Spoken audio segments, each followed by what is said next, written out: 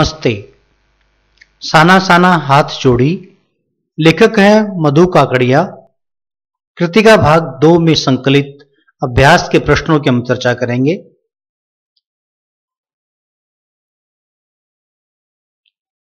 कृतिका भाग 2 एनसीईआरटी द्वारा निर्धारित पाठ्यक्रम है और इस पाठ्यक्रम में संकलित जो हमारा अध्याय है साना साना हाथ जोड़ी, इस अध्याय की हम चर्चा करने वाले हैं और इसके चर्चा का विषय रहेगा आज हमारा मधु काकड़िया द्वारा रचित यह अध्याय साना साना हाथ जोड़ी, जो कि कृतिका भाग 2 में संकलित है। इसके अभ्यास के प्रश्न। पहला प्रश्न लेंगे हम। झिलमिलाते सितारों की रोशनी में नहाया गंतोक लेखिका को किस तरह सम्मोहित कर रहा था। झिलमिलाते सितारों की रोशनी में नहाया गंतोक लेखिका पर जादू कर रहा था। लेखिका अपने सुध बुध खो बैठी थी। उनके बाहर भीतर सब कुछ जैसे शून्य हो गया था। उस खूबसूरती का एहसास उनकी इंद्रियों से परे था। दूसरा प्रश्न देखिए। गंतोक को मेहनतकश बादशाहों का शहर क्यों कहा गया। गंतोक को मेहनतकश बादशाहों का शहर इसलिए कहा गया या कहा जाता है कि गंतोक के सभी लोग बहुत मेहनती हैं। वे मेहनत की जिंदगी जीते हैं और प्रकृति की गोद में जीवन के हर पहलू का आनंद उठाते हैं। प्रकृति के प्रचुर वरदान के कारण उनकी जिंदगी राजाओं जैसी है। इसलिए गंतोक को मेहनतकश बादशाहों का शहर कहा गया है। यानी कि जो गंतोक नामक जो शहर है वो मेहनतकश बादशाहों का शहर कहा जाता है, क्योंकि वहां के सभी लोग मेहनती है, मेहनत का जीवन जीते हैं, अपना प्रतिदिन परिश्रम करके अपनी आजीविका चलाते हैं। तीसरा प्रश्न देखें। कभी श्वेत श्वेत तो कभी रंगीन पताकाओं का फहराना किन किन अलग अलग अवसरों की ओर संकेत करता है। कभी सफेद तो कभी रंगीन। यानी उत्तर देखिए, बौद्ध धर्म को मानने वाले लोग तरह तरह के अवसरों पर तरह तरह के रंगों की पताकाएं फहराते हैं, ध्वजा फहराते हैं। जब शोक का समय होता है तो सफेद पताकाएं फहराई जाती हैं। जब किसी शुभ कार्य की शुरुआत होती है, आरंभ होता है कोई शुभ कार्य, तो वहां पर रंगीन पताकाएं फहराई जाती हैं। यानी कि जो बौद्ध धर्म को मानने वाले हैं वहां जिस प्रकार से सफेद पताकाएं जो होती हैं वो शांति का प्रतीक होती हैं और रंगीन पताकाएं जो होती हैं वो एक तरह से मनोरंजन की पताकाएं हो सकती हैं। इस तरीके से यहाँ पर बताया गया कि सफेद पताकाएं जब फहराई जाती हैं तो कोई शोक का समय होता है और जो कोई शुभ कार्य होता है तो वहां पर रंगीन पताकाएं, ध्वजाएं, झंडे फहराए जाते हैं। अगला प्रश्न देखें आप। जितेन नारगे ने लेखिका को सिक्किम की प्रकृति, वहां की भौगोलिक स्थिति एवं जनजीवन के बारे में क्या महत्वपूर्ण जानकारियां दी, लिखिए। उत्तर देखें। जितेन नारगे ने लेखिका को सिक्किम की प्रकृति, वहां की भौगोलिक स्थिति एवं जनजीवन के बारे में कई महत्वपूर्ण जानकारियां दी।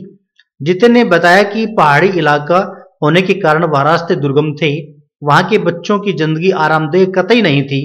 स्कूल से आने के बाद बच्चे लकड़ियां लाने और मवेशी चराने में अपने जीवन या अपने परिवार की मदद करते थे।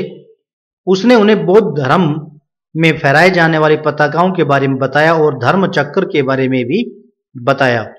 उसने उस जगह के बारे में भी बताया जहां गाइड फिल्म की शूटिंग हुई थी। उसने यह भी बताया कि कटावों में जाकर तथा ताजा बर्फ देखने को मिलती हैं। कटाव से मतलब जो पहाड़ी इलाके की जो कटाव होते हैं, जहां पर अलग अलग छोटी छोटी पहाड़ियां आपस में जोड़ते हैं, जिसे हम घाटी भी कह सकते हैं, ताजा बर्फ देखने को मिलती है। कुल मिलाकर जितेन ने सिक्किम के बारे में कई रोचक बातें हमें बताई। यानी कि जिस गंतोक शहर की हम बात कर रहे हैं ये सिक्किम का एक शहर है, उस जगह की चर्चा का विषय यहां पर बनाया गया है। अगला प्रश्न देखें। लॉग स्टॉक में घूमते हुए चक्र को देखकर लेखिका को पूरे भारत की आत्मा एक सी क्यों दिखाई दी। जो लेखिका है मधु काकड़िया, उसको पूरे भारत की आत्मा एक सी क्यों दिखाई दी। उत्तर देखिए। हिंदू धर्म में चक्र की बहुत महत्ता है। ऐसा ही कुछ लेखिका को सिक्किम में बौद्ध धर्म के बारे में भी देखने को मिला। इसलिए लोग स्टॉक में घूमते हुए चक्र को देखकर लेखिका को पूरे भारत की आत्मा एक सी दिखाई दी। क्योंकि धर्म के आधार पर यदि कोई चीज देखी जाती है तो धर्म में और विशेषकर बौद्ध धर्म में या हिंदू धर्म में इस चक्र की विशेष महत्ता रही है। जितेंद्र नार्गे की गाइड की भूमिका के बारे में विचार करते हुए लिखिए कि एक कुशल गाइड के अंदर क्या क्या गुण होते हैं। उत्तर, जितेंद्र नार्गे ने एक कुशल गाइड की भूमिका बखूबी निभाई। एक कुशल गाइड को भ्रमण स्थल की पूरी जानकारी होनी चाहिए। उसे वहां के भूगोल, इतिहास, संस्कृति के बारे में ऐसी समझ मालूम होनी चाहिए, ऐसी वो सब बातें मालूम होनी चाहिए जिनके पर्यटक का ज्ञान बढ़े। यानी जो पर्यटक घूमने वाले लोग वहां पर आए हैं और जो गाइड बनकर के, जो दिशा निर्देशक बनकर के जो उन्हें घुमा रहा है, उसको उस स्थान की सब बातें पता होनी चाहिए, जिससे कि पर्यटकों का ज्ञान बढ़ सके। इसके अलावा पर्यटक को उस गाइड के साथ बात करने में सुकून महसूस हो, अच्छा लगे। उस गाइड को एक दोस्त और हितैषी की तरह पेश आना चाहिए। यानी गाइड पर्यटकों के साथ मित्रता का पूर्ण व्यवहार करे, ऐसा जरूरी होता है। इस यात्रा वृत्तांत में लेखिका ने हिमालय के जिन जिन रूपों का चित्र खींचा है उन्हें अपने शब्दों में लिखे हैं। उत्तर देखिए, हिमालय अपने विशाल और विराट रूप में नजर आ रहा था।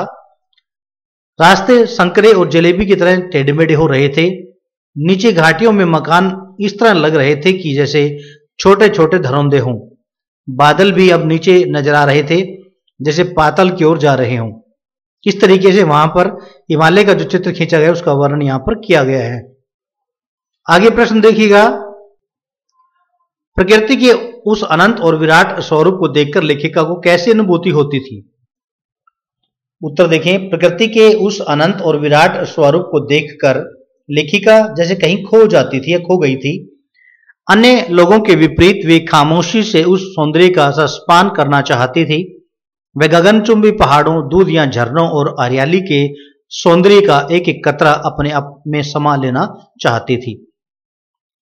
अगला प्रश्न देखें, प्राकृतिक सौंदर्य के अलौकिक आनंद में डूबी लेखिका को कौन कौन से दृश्य झकझोर गए।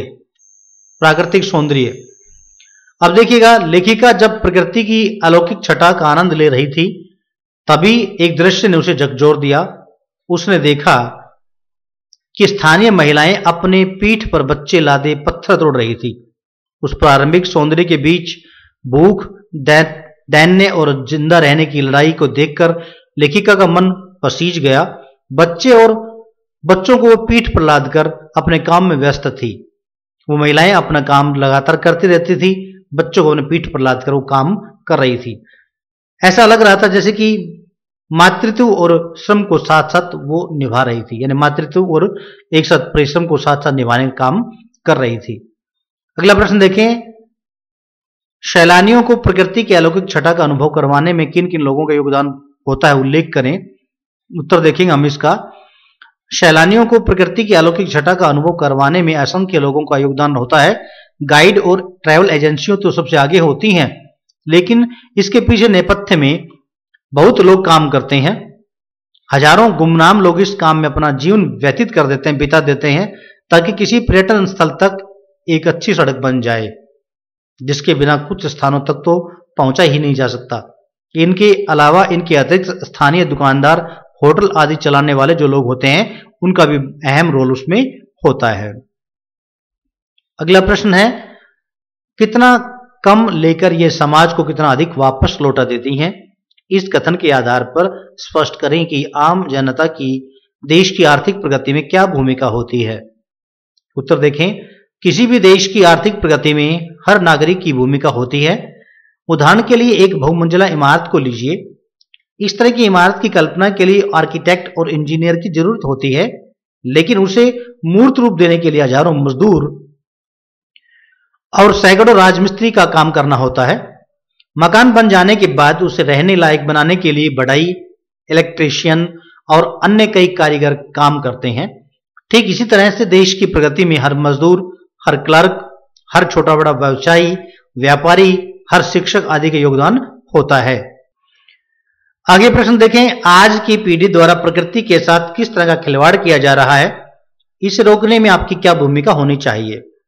जो प्रकृति का निरंतर दोहन हो रहा है उसके बारे में पूछा गया है कि हम सब का क्या अहम रोल हो सकता है, भूमिका हो सकती है। उत्तर देखिए, आज की पीढ़ी प्रकृति का दोहन कर रही है। प्रतिदिन सड़कों पर लाखों की संख्या में नई गाड़ियां आ जाती हैं, जिसका मतलब होता है कि पेट्रोलियम पदार्थों की बढ़ती हुई खपत। इससे वायु प्रदूषण होता है, जल की कीमत को बहुत कम लोग पहचानते हैं और ज्यादातर लोग जल को बर्बादी करने में माहिर होते हैं। आज नए शहर बसाने और नई फैक्ट्रियां लगाने के लिए जंगल के जंगल साफ किए जा रहे हैं, जिससे पर्यावरण को नुकसान पहुंच रहा है। इसे रोकने के लिए हम सबको अपना योगदान देना होगा। हमें सार्वजनिक यातायात के साधनों का अधिक से अधिक प्रयोग करना होगा। जल को बचाने के लिए मुहिम छेड़नी होगी। प्लास्टिक के उपयोग में कमी लानी होगी। बिजली बचाने के नए नए उपाय अभी हमें खोजने होंगे, जिससे कि हम इस प्रकार से इन सब चीजों को बचा सकें, सहेज कर रख सके हमारे भविष्य के लिए। आगे देखिए, प्रदूषण के कारण स्नोफॉल में कमी का जिक्र किया गया है। प्रदूषण के और कौन कौन से दुष्परिणाम सामने आए हैं लिखें। अब प्रदूषण तो चाहे वायु प्रदूषण हो, जल प्रदूषण हो या किसी भी अन्य प्रदूषण हो, सभी का कोई न कोई दुष्परिणाम होते हैं। यहां भी प्रदूषण के कुछ परिणाम बताए गए हैं, दुष्परिणाम बताए गए हैं। जैसे पहला, अल्पवृष्टि। अल्पवृष्टि का मतलब कम वर्षा होना। अतिवृष्टि का मतलब अधिक वर्षा होना। अल्पवृष्टि से सूखा पड़ रहा है, अतिवृष्टि से बाढ़ आ रही है, पहाड़ों पर भूस्खलन हो रहे हैं, ग्लोबल वार्मिंग बढ़ रही है, मौसम में अजीब गरीब परिवर्तन हो रहे हैं, प्राकृतिक विनाश अत्यधिक भयानक रूप ले रहा है। इस प्रकार हमारे लिए क्या है, प्रदूषण के कारण जो कमियां आती हैं उन सब का वर्णन यहां पर किया गया। अल्प वृष्टि, कम वर्षा होती है, अधिक बाढ़ आ जाती है, कहीं पर पहाड़ सरक रहे हैं, ग्लोबल वार्मिंग बढ़ रही है, अजीब व गरीब परिवर्तन हो रहे हैं। इस प्राकृतिक विनाश अपना भयानक रूप दिखाती है। आगे प्रश्न देखें, कटावों पर किसी भी दुकान का न होना उसके लिए वरदान है। इस कथन के पक्ष में अपनी राय व्यक्त कीजिए। कटावों पर किसी भी दुकान का न होना इस बात की ओर संकेत करता है कि न तो वहां अधिक जनसंख्या है और न ही वहां पर्यटक आते हैं। यदि अधिक पर्यटक आने लगेंगे तो फिर वहां पर कई दुकानें भी खुलेंगी। पर्यटक के जाने के बाद वहां पर गंदगी फैलेगी और पर्यावरण को नुकसान होगा। अभी वहां का पर्यावरण अनछुआ है, बिल्कुल साफ सुथरा है, इसलिए यह स्थिति कटावों के लिए वरदान सिद्ध होती है। इसके बाद अगला प्रश्न देखें आप, प्रकृति ने जल संचय की व्यवस्था किस प्रकार की है।